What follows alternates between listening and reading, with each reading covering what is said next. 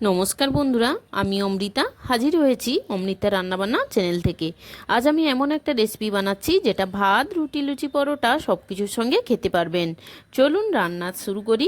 আজ আমি রান্না করব বাহারি মসুর ডালের রেসিপি। এই রেসিপি বানানোর জন্য নিয়েছি 250 গ্রাম মসুর ডাল, আর নিয়েছি একটা পেঁপে ছোট সাইজের চৌকো চৌকো করে কেটে নিয়েছি, আর নিয়েছি বরবটি ছোট ছোট করে কেটে নিয়েছি, আর একটা গাজর কেটে নিয়েছি চৌকো করে, আর একটা টমেটো কেটে নিয়েছি।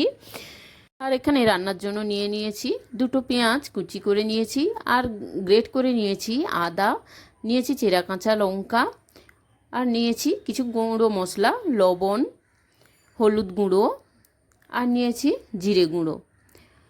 তো সমস্ত মশলা আমি নিয়েছি, আর নিয়েছি গোটা শুকনো লঙ্কা দুটো, আর নিয়েছি দুটো তেজপাতা, ফোড়নের জন্য নিয়েছি 5 ফোড়ন, আর নিয়েছি দুটো ডিম। আমি সমস্ত মশলাগুলো রেডি করে নিয়েছি। এখন চলুন তবে রান্না শুরু করি। তো রান্না শুরু করার আগে আমি ডিমগুলোকে ফেটিয়ে নেব। ডিমগুলোকে ফাটিয়ে নিচ্ছি একটা একটা করে। তো দুটো ডিম আমি এই বাহারি ডাল বানানোর জন্য নিয়েছি। দুটো ডিমে আমার হয়ে যাবে, কারণ আমি 250 গ্রাম ডাল নিয়েছি। তো ডিমটা ফেটানোর জন্য আমি নিয়েছি হলুদ আর লবণ। হলুদ আর লবণটা মিশিয়ে ডিমটাকে ভালো করে ফেটিয়ে নেব। মসুর ডালের অনেক রেসিপি হয়তো আপনারা এর আগে ট্রাই করেছেন, কিন্তু আমার মতো করে একবার এই রেসিপি বানিয়ে খেয়ে দেখুন, অবশ্যই স্বাদ বদল হবেই হবে। এখন আমি গ্যাসের ওভেনটা অন করে বসিয়ে দিলাম কড়াইটা গরম হয়ে গেলেই দিয়ে দিচ্ছি সরিষার তেল। সরিষার তেলটা গরম হলেই আমি ভেজে নেব পেঁপেগুলোকে চৌকো চৌকো করে কেটে ধুয়ে জল ঝরিয়ে রেখেছি। এগুলোকে এখন দিয়ে ভালো করে ফ্রাই করে নেব।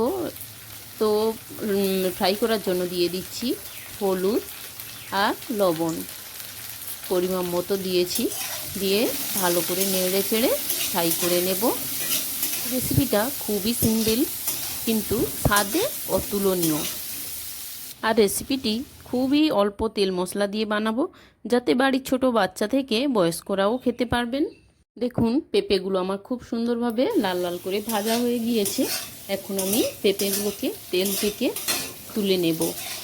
তো পেঁপেগুলোকে আমি সব তেল থেকে তুলে নিচ্ছি, আর এইভাবেই একটু লাল লাল করে ভেজে নিতে হবে, তাহলে তরকারির টেস্ট বেশ ভালোই হয়।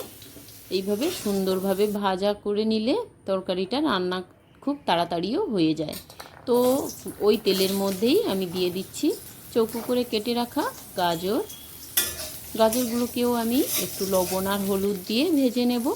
তো দিয়ে দিচ্ছি এখানে হলুদ আর লবণ দিয়ে আমি বেশ কিছুক্ষণ নাড়াচাড়া করার পরেই হালকা ভাজা হয়ে গেলে দিয়ে দেব এখানে বরবটিগুলো কেটে ধুয়ে ভালো করে জল ঝরিয়ে রেখেছি। তো বরবটিগুলো এখন আমি দিয়ে দিচ্ছি এই গাজরের মধ্যে। একসঙ্গে গাজর আর বরবটিগুলো খুব সুন্দর করে ভেজে নেব। বেশ সুন্দরভাবে ভাজা ভাজা হলে তরকারিটা তাড়াতাড়িও হয়ে যায় আর টেস্টও ভালো হয়, তাই খুব সুন্দরভাবে ভেজে নিয়েছি। এখন আমি কড়াই থেকে সমস্ত সবজিগুলো তুলে নেব। তো সুন্দরভাবে সবজিগুলোকে আমি এখন তুলে নিচ্ছি। তো এই রেসিপিটা খুব কম সময়ে কম তেল মশলা দিয়ে বানানো হয়ে যায়। তো এখন আমার সবজিগুলো সব তুলে নিয়েছি। এখন ওই কড়াইয়ের মধ্যে দিয়ে দিলাম ফেটিয়ে রাখা ডিমটা। তো ডিমটাকে আমি ভাজার জন্য দিয়ে দিয়েছি কড়াইতে। এখন আমি গোল করে কড়াইয়ের হাতল দুটোকে ধরে ঘুরিয়ে নিচ্ছি, যাতে গোল আকার একটা আকৃতি তৈরি হয়। ঠিক ডিমের অমলেটটা আমার খুব সুন্দরভাবে চারিদিক থেকে উঠে এসেছে, কত সুন্দরভাবে। এই সময় এইভাবেও তোলা যায়, কিন্তু আমি তুলে নেব ঠিক রোলের আকারে গোল করে। তো ঠিক রোলের মতন করেই মুড়িয়ে মুড়িয়ে তুলে নিচ্ছি। তো এইভাবে দেখুন আমি খুন্তির সাহায্যে রোলের মতো তুলে নেব। তো এখানে পুরোপুরি এইভাবে তুলে নিয়ে পরে কাটা যায়, বা এইভাবে খুন্তির সাহায্যেও টুকরো টুকরো করে এক্ষুনি কেটে নেওয়া যায়। তো আমি এখনই ছোট ছোট টুকরো আকারে কেটে নিচ্ছি। তো এই ডিমগুলোকে এইভাবেই কেটে রেখে দেবেন এক সাইডে। তো পাত্রের এক সাইডে আমিও ডিমের টুকরোগুলোকে তুলে রেখে দেব। দেখুন কত সুন্দর হয়েছে, এক্ষুনি মনে হচ্ছে খেয়ে ফেলি। ডিম ভাজা হতেই আমার মেয়ে বলছে খাবো খাবো, কিন্তু এখনও রেসিপিটা বাকি আছে, আর কিছুক্ষণের মধ্যেই রেডি হয়ে যাবে। মসুর ডালটা ওই কড়াইয়ের মধ্যেই আমি দিয়ে নাড়াচাড়া করে ভেজে নেব। মসুর ডালের মধ্যে কোনো রকম তেল অ্যাড করব না বা লবণ হলুদ কিছুই দেব না। মসুর ডালটা খালি কড়াইতে নেড়ে চেড়ে ভালোভাবে ভেজে নিতে হবে, মসুর ডালের কালার চলে যাওয়া পর্যন্ত। দেখুন ভাজতে ভাজতে আমার মসুর ডালের কালারটা চেঞ্জ হয়ে গিয়েছে, আর মসুর ডালটা বেশ ঝরঝরে করে ভেজেও নিয়েছি। আমি এখন মসুর ডালটা নামিয়ে নিচ্ছি একটা পাত্রে। মসুর ডালটাকে খুব ভালোভাবে নামিয়ে নিয়ে ওই কড়াইটা আবারও গরম করে আবারও একটু সরিষার তেল দিয়ে দিলাম। তো সরিষার তেল দিয়ে দিলাম দুটো শুকনো লঙ্কা। শুকনো লঙ্কাগুলোকে আমি খুব ভালো করে ভেজে নিয়েছি। এখন তেজপাতা দুটো দিয়ে তেজপাতাগুলোকেও ভাজা ভাজা করে দিয়ে দিলাম পেঁয়াজ কুচি। পেঁয়াজ কুচিগুলোকেও আমি বেশ ভালো করে ভেজে নেব। মশলাগুলোকে খুব ভালোভাবে ভেজে নিতে হবে, তবে খুব কালো করে ভাজবো না। পেঁয়াজগুলো আমার দেখুন কত সুন্দর লাল লাল করে ভাজা হয়ে গিয়েছে। এই রকম অবস্থায় দিয়ে দিচ্ছি পাঁচ ফোড়ন। পাঁচ ফোড়নটাকেও আমি নেড়ে চেড়ে ভেজে নেব। পাঁচ ফোড়নের গন্ধটা আসছে কত সুন্দর। তো এই সময় আমি পাঁচ ফোড়ন আর পেঁয়াজ তেজপাতাটা এক সাইড করে দিয়ে দিচ্ছি আদা গ্রেট করে রাখা আদাটাও আমি এই তেলের মধ্যেই ভেজে নেব সুন্দর করে, যতক্ষণ না আদা কাঁচা গন্ধ না চলে যায় ততক্ষণ নাড়াচাড়া করতে থাকবো। তো এখন আমি সুন্দর করে নাড়িয়ে চাড়িয়ে আদাটাকে ভেজে নিয়েছি। প্রায় আমার ভাজা হয়ে গেছে, আদার একটা স্মেল আসছে, ভাজা ভাজা স্মেল। তো সব কিছুকে একসঙ্গে আবারও নাড়িয়ে চাড়িয়ে ভেজে নেব। তো দেখুন মশলাগুলো আমার সুন্দর ভাজা ভাজা হয়ে গিয়েছে। এখন আমি দিয়ে দিয়েছি টমেটো কুচি। টমেটোগুলোকেও আমি নেড়ে চেড়ে আবারও ভেজে নেব। সব কিছুকে ভালো করে ভেজে নিতে হবে, কারণ কাঁচা গন্ধ থাকলে এই রেসিপি ভালো লাগে না। তাই সব কিছুকে এইভাবে আলাদা আলাদা করে একটু সুন্দর করে ভেজে নিতে হবে। তো টমেটোটা ভাজা ভাজা হয়ে গিয়েছে। এখন আমি দিয়ে দিলাম কাঁচা লঙ্কা, চেরা কাঁচা লঙ্কা। তো কাঁচা লঙ্কাগুলোকেও একটু নেড়ে চেড়ে সবুজ অংশটা চলে যাওয়া পর্যন্ত একটু নাড়িয়ে চাড়িয়ে নিচ্ছি, যাতে করে ভাজা ভাজা সেন্ট আসে মশলার মধ্যে থেকে। তো সমস্ত মশলা আমার সুন্দরভাবে ভাজা ভাজা করে নিচ্ছি আমি। দেখুন কত সুন্দর হয়ে গেছে। তো আমি মশলাগুলোকে এইভাবেই ভেজে নিয়েছি। তো এখন রান্নার মূল শুরু হবে, মূল পর্ব। তো এখন আমি রান্নাতে অ্যাড করে দেব কিছু গুঁড়ো মশলা। গুঁড়ো মশলার মধ্যে দিয়ে দিচ্ছি হলুদ আমি দিয়ে দেব প্রায় 3 চামচ মতো। তো 3 চামচ হলুদ, আর দিয়ে দেব 3 চামচ লবণ। আপনারা আপনাদের পরিমাণ বুঝে অবশ্যই লবণ হলুদটা অ্যাড করবেন। তো আমি লবণ আর হলুদটা দিয়েও একটু নেড়ে চেড়ে নিয়েছি। এরপর দিয়ে দিচ্ছি জিরে গুঁড়ো দিয়ে দিচ্ছি প্রায় 3 চামচ মতো। তো সব কিছুকে আবারও একটু নেড়ে চেড়ে ভেজে নেব। সমস্ত মশলা আমার ভাজা হয়ে গিয়েছে। এখন আমি অ্যাড করে দিচ্ছি অল্প জল, গরম জল। আমি পাশের বান্নারি করতে বসিয়ে রেখেছি, তো অল্প জল নিয়ে আমি এখন অ্যাড করে দিয়েছি। এইভাবে অল্প অল্প করে গরম জল দিয়ে কষে নিলে মশলাটা খুব ভালো কষা হয়, আর তরকারির টেস্টটা অনেকটাই বেড়ে যায়। তো আমি আমার গরম জল দিয়ে বেশ সুন্দর করে মশলা কষিয়ে নিয়েছি। দেখুন মশলা থেকে আমার কত সুন্দর তেল ভেসে উঠেছে। মশলা থেকে তেল ছেড়ে দিলেই বোঝা যায় তরকারির মশলাটা সুন্দরভাবে কষানো হয়ে গিয়েছে। তো এই রকম সময় আমি ভেজে রাখা মসুর ডালটা দিয়ে দিচ্ছি। মসুর ডাল আর মশলা একসঙ্গে আমি এখন নেড়ে চেড়ে কষিয়ে নেব। সুন্দরভাবে কষিয়ে নেব।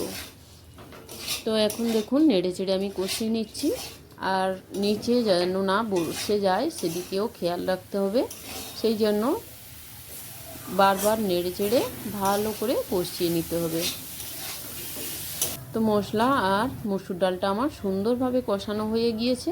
এখন আমি অ্যাড করে দেব গরম জল। গরম জলটা একটু বেশি পরিমাণেই দেব। আপনারাও আপনাদের ডালের পরিমাণটা বুঝে অবশ্যই গরম জলটা বেশি করেই দেবেন। কম হয়ে গেলে আবার পরে জল অ্যাড করতে হবে, সেই কারণে একটু বেশি জল দেওয়াই ভালো। তো আমি বেশ অনেকটাই জল দিয়ে দিয়েছি। আর ডালটা ফোটার জন্য এখন আমি 10 মিনিট ওয়েট করব, প্রায় লো টু মিডিয়াম ফ্লেমে। দেখুন আমি গরম জল দিয়েছি বলে আমার ডালটা কিন্তু খুব তাড়াতাড়ি সেদ্ধ হয়ে যাবে আর খুব তাড়াতাড়ি ফুটতেও শুরু করে দিয়েছে। ডালটা আমার ফুটটা শুরু হয়ে গেছে। এই রকম সময় আমি দেখে নেব ডালটা কতটা সেদ্ধ হয়েছে। তবে আমি বুঝে গেছি ডালটা কিন্তু খুব একটা সেদ্ধ হয়নি, এখনও প্রায় 80% সেদ্ধ হতে বাকি রয়েছে। তো আপনাদের দেখিয়ে দিচ্ছি হাত দিয়ে। তো এই রকম যখন হবে ডালের অবস্থা, তো তখন অবশ্যই অ্যাড করে দেবেন পেঁপে। ভেজে রাখা পেঁপেটাও এই সময় অ্যাড করে দিলে একসঙ্গে ডাল আর পেঁপেটা সেদ্ধ হয়ে যাবে। কারণ পেঁপেটা ভাজা থাকলেও পেঁপেটা কিন্তু সেদ্ধ হয়ে যায়নি। তো পেঁপেটা সেদ্ধ হতে একটু বেশি সময় লাগে, তাই ডালটা যখন 80% বাকি থাকবে সেই রকম সময় দিয়ে দিতে হবে পেঁপে আর ডালটা একসঙ্গে সেদ্ধ হওয়ার জন্য। তো এখন আমি আরও 5 থেকে 7 মিনিট ওয়েট করব ডালটা সেদ্ধ হওয়ার জন্য, ঢাকনা দিয়ে ঢাকিয়ে রেখে। ডালটা সেদ্ধ হওয়ার জন্য 7 মিনিট ওয়েট করেছিলাম, 7 মিনিট পর ফিরে এসেছি। তো আমার ডালটা দেখুন সেদ্ধ হয়েছে। অনেকেই বলে থাকেন ডালে ঢাকনা দিলে নাকি ঢাকনাতে ডাল লেগে যায়, কিন্তু আমার ঢাকনাতে দেখুন একেবারে ডাল লাগেনি। আর আমি লো ফ্লেমে রেখেছিলাম, সেই কারণেই লাগেনি। তো এইভাবেই লো ফ্লেমে সেদ্ধ করলে ডালটা সেদ্ধ হয়ে যায় আর জলটা শুকিয়ে যাবে না। তো এখন দেখুন ডালটা আমার প্রায় 60% সেদ্ধ হয়ে গেছে আর 40% বাকি আছে। এই সময় আমি দিয়ে দেব ভেজে রাখা গাজর আর বরবটি। গাজর, বরবটি আর ডাল একসঙ্গে সেদ্ধ হয়ে যাবে, সেই জন্য ফুটতে দেব আরও প্রায় 5 থেকে 7 মিনিট মতো। তো এখন ডালটাকে ফুটতে দিয়ে দিলাম। তো ডালটা আমার সুন্দরভাবে ফুটে উঠেছে। আর এখন দেখুন আমি 5-7 মিনিট পরে দেখাচ্ছি আপনাদের ডালটা কত সুন্দর সিদ্ধ হয়ে গেছে। আর গাজর দেখো কত সুন্দর সিদ্ধ হয়েছে। আরও একটা পেঁপেও দেখাচ্ছি আপনাদের কত সুন্দর সিদ্ধ হয়েছে। দেখুন খুন্তিতে একটু চাপ দিলেই পেঁপেটা সুন্দরভাবে গলে যাচ্ছে। আর ডালও আমার সুন্দরভাবে সিদ্ধ হয়ে গেছে, আপনাদের দেখাচ্ছি। এখনও মনে হচ্ছে ডালটা যেন একটু গোটা গোটা, কিন্তু সিদ্ধ হয়ে গেছে। এই রকম সময় আমি দিয়ে দিচ্ছি ডিমের অমলেটগুলোকে চারিদিকে ছড়িয়ে দিচ্ছি খুন্তির সাহায্যে। আরও ফুটতে দেব প্রায় 2 থেকে 3 মিনিট। তাহলে আমার বাকি সমস্ত জিনিসের সঙ্গে ফুটে যাবে, ডালটা আরও সুন্দরভাবে গলে যাবে। আর এই সময় দিয়ে দিচ্ছি 1 চামচ গরম মশলার গুঁড়ো। গরম মশলার গুঁড়োটা আমি বাড়িতে বানিয়েছি, আপনারা চাইলে শাহি গরম মশলা বাজার থেকে কিনেও দিতে পারেন। তো এই সময় আপনারা চাইলে চিনিও অ্যাড করতে পারেন যদি মিষ্টি মিষ্টি ডাল খেতে চান। তো আমি গাজর আর বরবটি দিয়েছি বলে আর চিনি অ্যাড করলাম না। গাজরটা আমার খুবই মিষ্টি, পেঁপেটাও মিষ্টি, সেই কারণে আমার চিনি দিলাম না ডালের মধ্যে। ডালটা আমার প্রায় হয়ে গেছে। দেখুন ডালটা কত সুন্দর দেখতে লেগেছে আর কত সুন্দর সেদ্ধ হয়েছে। এখন আমার ডালটা পুরোপুরি রেডি। তো আমি গ্যাসের ওভেনটা অফ করে দিলাম।